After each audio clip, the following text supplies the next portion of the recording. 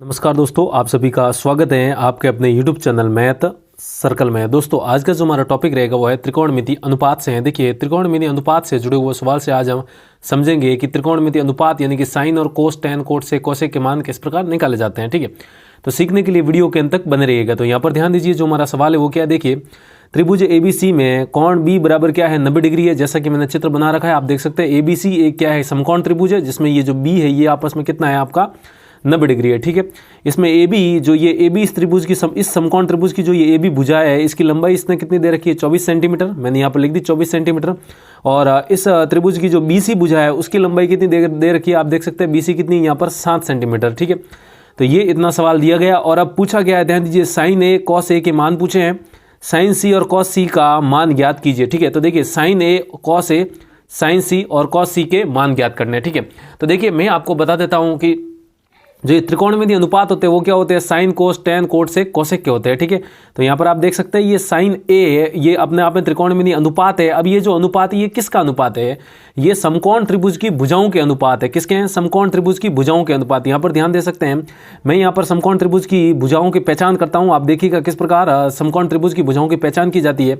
समकोण त्रिभुज में जो समकोण होता है यानी कि जिस कोण का मान 90 डिग्री होता है उसके जो सामने वाली भुजा होती है वो क्या होती है, आपकी कर्ण होती है। तो यहाँ पर आप अपने सुविधा के लिए नाम लिख दीजिए, क्या हो जाएगी, कर्ण हो जाएगी। ठीक है, अब बचे ये दो कोण C और A बची है। ठीक है, तो यहाँ पर आप देख सकते हैं, अगर आपको C के बारे में बात करनी है तो C के सामने वाली भुजा क्या हो जाएगी, लंब हो जाएगी, और बची ये अपने आप में क्या हो जाएगी, आधार हो जाएगी। अगर आप सवाल के अंदर कोण A की बात कर रहे हैं तो कोण A के सामने वाली ये जो BC भुजा है ये क्या हो जाएगी, आपकी लंब हो जाएगी, और बाकी बची A भी अपने आप में क्या हो जाएगी, आधार हो जाएगी। ठीक है, तो हम यहाँ पर देख सकते हैं, यहाँ पर BC और AB के मान दिए गए हैं, लेकिन आप देख सकते हैं AC की जो लंबाई है वो क्या है, कर्ण है, और ये इसका मान अपने आप में गायब है। ठीक है, यानी कि अब AC का मान ज्ञात करना पड़ेगा। तो AC का मान किस प्रकार ज्ञात करते हैं, तो देखिए ऐसे सवाल जब भी आपको दिए जाते हैं तो आपको सबसे पहले हमेशा समकोण त्रिभुज की तीनों भुजाओं का मान ज्ञात करना रहता है। हमेशा सवाल के अंदर आपको ऐसे सवाल में दो मान दिए जाएंगे, यानी कि दो भुजाओं की लंबाई दी जाएगी, आपको तीसरी भुजा की लंबाई ज्ञात करनी है। ठीक है, तो आप देख सकते हैं इसे सवालों में आपको तीसरी भुजा ज्ञात करने के लिए इस ऐसे त्रिभुज में,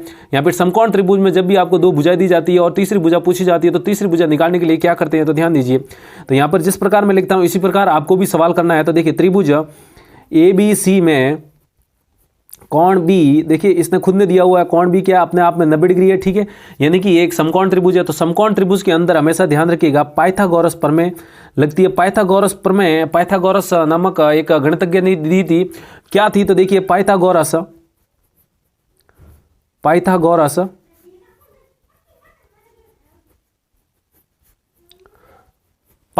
प्रमेय से, देखिए एक समकोण त्रिभुज के लिए पाइथागोरस प्रमेय लगाई जाती है। तो पाइथागोरस प्रमेय के अनुसार क्या होता है, ध्यान दीजिए, एक समकोण त्रिभुज के अंदर जो कर्ण का वर्ग है यानी कि जो कर्ण का स्क्वायर है वो बराबर होता है आपका लंब के स्क्वायर यानी कि लंब का वर्ग प्लस आधार के वर्ग के योग के बराबर होता है। ठीक है, ये बात याद रखिएगा। एक समकोण त्रिभुज के अंदर जो पाइथागोरस प्रमेय लगती है उस पाइथागोरस प्रमेय के अनुसार क्या होता है, कर्ण का स्क्वायर यानी कर्ण का वर्ग बराबर होता है लंब के वर्ग प्लस आधार के वर्ग के योग के बराबर होता है। लंब का वर्ग, लंब का स्क्वायर करना, आधार का स्क्वायर करना है, और दोनों को जोड़ेंगे तो ये जो बराबर आएगा किसके आएगा, कर्ण के स्क्वायर के बराबर आएगा। ठीक है, ये पाइथागोरस प्रमेय होती है। पाइथागोरस जी ने ये समकोण त्रिभुज के लिए इस प्रमेय को सिद्ध किया था। ठीक है, तो यहाँ पर आप देख सकते हैं इसी प्रमेय का यहाँ पर इस्तेमाल करेंगे। तो यहाँ पर आप देख सकते हैं जो कर्ण है इस त्रिभुज में, जो कर्ण है वो क्या है, आपका AC है, तो यहाँ पर लिखेंगे AC का वर्ग, तो मैं यहाँ पर लिख देता हूँ AC का वर्ग बराबर लंब। अब देखिए यहाँ पर हमने लंब और आधार को निर्धारित नहीं किया है, तो आप अपनी सुविधा के लिए चाहे C को कोण मानकर इसको लंब मान लीजिए या फिर A को कोण मान लेकर इसको लंब मान लीजिए, क्योंकि अभी मैंने बताया जिस कोण की बात करेंगे या जिस कोण की बात सवाल में की जाती है उसी कोण के सामने वाली भुजा आपकी लंब होगी और बाकी बची वो क्या हो जाएगी, आधार हो जाएगी। तो यहाँ पर आप देख सकते हैं ये कोण मान लेते हैं, इस कोण की बात कर रहे हैं, तो C के सामने वाले भुजा ये क्या हो जाएगी, लंब। तो यहाँ पर मैं लंब किसको मान रहा हूँ, AB को, तो यहाँ पर लिख दूंगा AB। देखिए ये क्या नाम है, AB है, तो AB लिखूंगा। तो AB का वर्ग प्लस आधार, आधार यहाँ पर क्या है आपका BC, तो हमें यहाँ पर क्या लिखना है, BC का वर्ग लिखना है। ठीक है, अब यहाँ पर आप देख सकते हैं यहाँ पर जो मान है वो रख दीजिए सीधे सीधे। तो यहाँ पर AC का वर्ग, AC यहाँ पर देखिए मान गायब है तो AC का मान ही निकालना है, तो मैं AC का वर्ग लिख देता हूँ।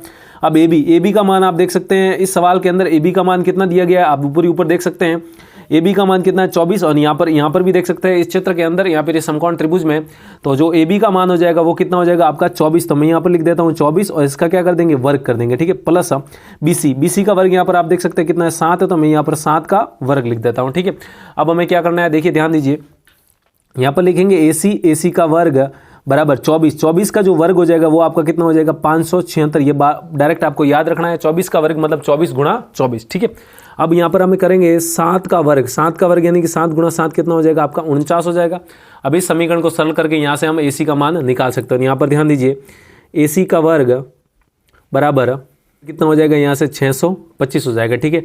अब हमें क्या करना है, AC का वर्ग बराबर 625 आया तो AC निकालने के लिए हम क्या करेंगे, वर्गमूल लेने पर। यहाँ पर क्या लिखेंगे, वर्गमूल करने पर, ठीक है, वर्गमूल करने पर। तो यहाँ पर लिख देंगे वर्गमूल करने पर, ठीक है। तो वर्गमूल करने से क्या होगा, अंडर रूट लगा देंगे दोनों तरफ। AC स्क्वायर का वर्गमूल बराबर अंडर रूट यानी कि 625 का वर्गमूल, ठीक है। यहाँ अंडर रूट 625 एक ही बात है। तो यहाँ पर आप देख सकते हैं ये स्क्वायर से ये अंडर रूट हट जाएगा तो यहाँ से किसका मान आ जाएगा AC, और 625 का जो वर्गमूल हो जाएगा। वैसे यहाँ पर आप देखेंगे अगर गणित रूप से तो यहाँ पर प्लस माइनस 25 आएगा, लेकिन AC अपने आप में एक भुजा है यानी कि एक लंबाई, और लंबाई कभी भी माइनस में नहीं होती है। तो यहाँ से 625 का जो सीधा वर्गमूल लिखेंगे वो कितना हो जाएगा आपका 25, और आपकी जो मापने की इकाई वो क्या है, सेंटीमीटर में। तो यहाँ से आप कह सकते हैं AC का मान कितना आ जाएगा, यहाँ से 25 सेंटीमीटर। तो ये जो त्रिभुज था, समकोण त्रिभुज, जिसके अंदर आपको कर्ण गैप दिया गया था, जिसमें एक भुजा 24 और दूसरी 7 दी गई थी, तो यहाँ पर जो AC का मान हो जाएगा वो कितना हो जाएगा, यहाँ से आप लिख सकते हैं 25 सेंटीमीटर, ठीक है। तो तीनों भुजाएं आ चुकी है हमारे पास। अब हमें क्या करना है, हमारे पास त्रिकोणमितीय अनुपात दिए गए हैं, उनके हमको मान निकालने, ठीक है। देखिए सवाल में क्या क्या पूछा है, एक तो साइन A का मान पूछा, एक कॉस A का, और एक साइन C का मान पूछा, एक कॉस C का मान पूछा है, ठीक है।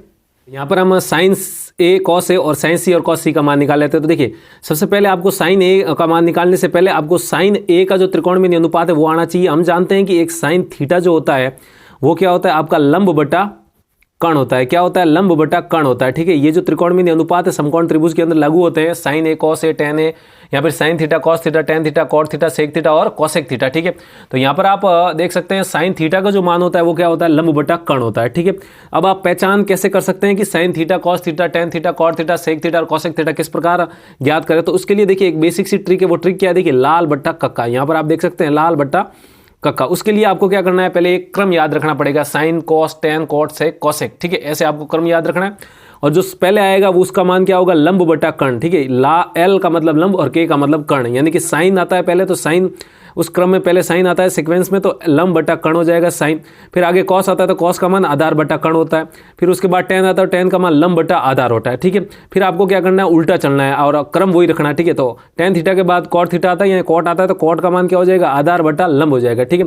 इस प्रकार सेक आता है, सेक का मान कर्ण बटा आधार हो जाएगा। इस प्रकार कॉसेक आता है तो कॉसेक का मान कर्ण बटा लंब हो जाएगा, ठीक है। तो यहाँ पर आप देख सकते हैं। अब हमें यहाँ पर क्या मान, किसका मान ज्ञात करना है, साइन A का मान ज्ञात करना है, ठीक है। तो मैं यहाँ पर लिख देता हूँ साइन A बराबर, ठीक है। तो देखिए साइन A, अब यहाँ पर आप देख सकते हैं इस त्रिभुज में इस थीटा की जगह क्या आया है, ये इस बात पर निर्भर करता है कि लंब कौन होगा और आधार कौन होगा, ठीक है। तो ये थीटा क्या है, यहाँ पर A है। तो यहाँ पर देखिए इस त्रिभुज में किस कोण की बात की गई है, इस ऊपर ये जो A है इसके सामने वाली भुजा ये BC क्या हो जाएगी, आपकी लंब हो जाएगी, क्या हो जाएगी, लंब हो जाएगी, ठीक है। और बची क्या है, ये आपकी आधार हो जाएगी। तो यहाँ पर आप देख सकते हैं किस प्रकार लंब और आधार की पहचान की जाती है। कर्ण तो हमेशा क्या होगा, समकोण के सामने वाली भुजा सदैव सबसे बड़ी होगी, और यही हमेशा क्या होगी, कर्ण होगी, ठीक है। तो यहाँ पर आप देख सकते हैं साइन A को जब हमने साइन में जब A का मान लिया तो A के सामने वाली भुजा BC क्या हो जाएगी, आपकी लंब, और ये AB क्या हो जाएगी, आपकी आधार। तो यहाँ पर लंब यहाँ पर क्या हो जाएगा आपका BC बटा में कर्ण, कर्ण तो है आपका AC है, तो यहाँ पर लिख देंगे AC, और बराबर में BC का मान कितना है, देखिए 7 है, तो यहाँ पर लिख देंगे 7 बटा AC का मान यहाँ से अभी निकाला हमने कितना, या 25, तो यहाँ पर लिख देंगे 25, और यही आपका क्या हो जाएगा, आंसर हो जाएगा। तो आप कह सकते हैं साइन A का मान क्या है इस त्रिभुज के लिए, 7 बटा 25। अब हम क्या करेंगे, आगे क्या पूछा हमने, कॉस A, तो यहाँ पर लिखेंगे कॉस A, तो यहाँ पर लिख देंगे कॉस A। ये हमारा पहला सवाल था, ठीक है। इस पहले का पहला पूछा गया था कॉस A बराबर, ठीक है। तो कॉस A का मान पूछा है तो पहले हम क्या करेंगे, हम जानते हैं चूंकि कॉस थीटा बराबर क्या होता है, देखिए कॉस थीटा क्या था, आधार बटा कर्ण। तो यहाँ पर लिखेंगे आधार बटा कर्ण, यहाँ पर लिखेंगे आधार, और बटा में क्या लिख देंगे आपका कर्ण, तो यहाँ पर लिख देंगे आधार बटा कर्ण, ठीक है, आधार बटा कर्ण। अब यहाँ पर आप देख सकते हैं कॉस A बराबर, अभी भी A ही कोण की बात कर रहे हैं, अभी भी किस कोण की बात की जा रही है, A कोण की ही बात की जा रही है। तो अभी भी जो आपकी लंब है यही रहेगी और आधार आपका यही रहेगा। तो यहाँ पर देखिए आधार क्या है, यहाँ पर AB हो जाएगा, क्या हो जाएगा, AB। तो मैं यहाँ पर कॉस A के बराबर में क्या लिख सकता हूँ, AB बट्टा में, और जो कर्ण है, कर्ण क्या हो जाएगा आपका AC, वही AC का AC रहेगा, तो AC। अब AB का मान अभी देखिए कितना निकाला हमने, 24, आप देख सकते हैं AB का मान। तो देखिए ए बी का मान सवाल ने पहले से ही दिया हुआ था, कितना था 24, तो हम यहाँ पर ए बी की जगह 24 लिख देंगे। तो ये लिख दिया आपका 24 बट्टा में ए सी का मान कितना है 25 अभी निकाला, और यही हमारा क्या हो जाएगा आंसर हो जाएगा। तो आपका कह सकते हैं कॉस ए का मान 24/25 और साइन ए का मान कितना आ जाएगा 7/25। ठीक है, ये तो हो गया हमारा सवाल संख्या पहला, पहले का पहला। एक और सवाल पूछा है इसी के अंदर, देखिए यहाँ पर ध्यान दीजिए।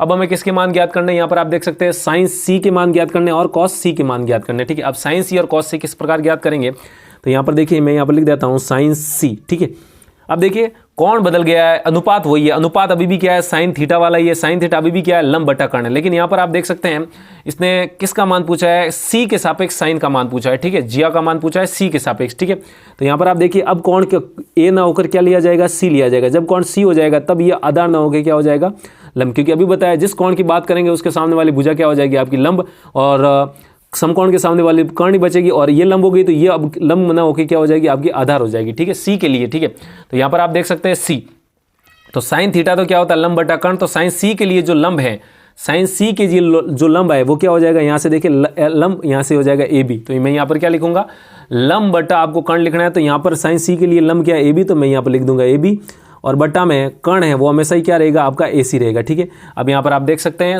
जो ए बी का मान है वो कितना आपका 24 सेंटीमीटर, तो मैं यहाँ पर लिख दूंगा साइन सी बराबर कितना लिख देंगे 24, तो यहाँ पर लिख देंगे 24 बट्टा में, और आपका जो ए सी है वो तो 25 ही है, कर्ण का मान 25 ही है, निकाला हमने, और यही हमारा क्या हो जाएगा आंसर। इसी प्रकार आप कॉस सी का मान निकाल सकते हैं। कॉस सी क्या होता है, यानी कि कॉस थीटा बराबर अभी किया हमने क्या होता है आपका कॉस थीटा बराबर आधार बटा कर्ण होता है, आधार बटा कर्ण होता है। तो सी के लिए जो आधार हुआ वो क्या हुआ आपका BC, यहाँ पर लिख देंगे आपका BC, यहाँ पर लिख देंगे आपकी सुविधा के लिए BC, और कर्ण क्या है आपका AC, तो यहाँ पर ही लिख देंगे AC बराबर।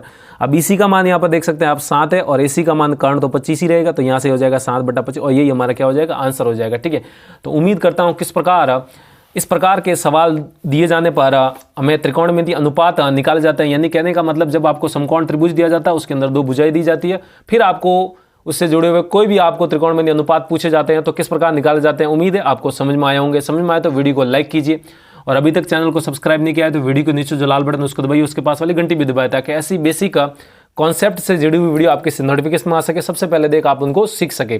तो आज के लिए इतना ही रखते हैं, जल्दी मिलते हैं हम ऐसी बेसिक वीडियो के साथ, तब तक के लिए जय हिंद।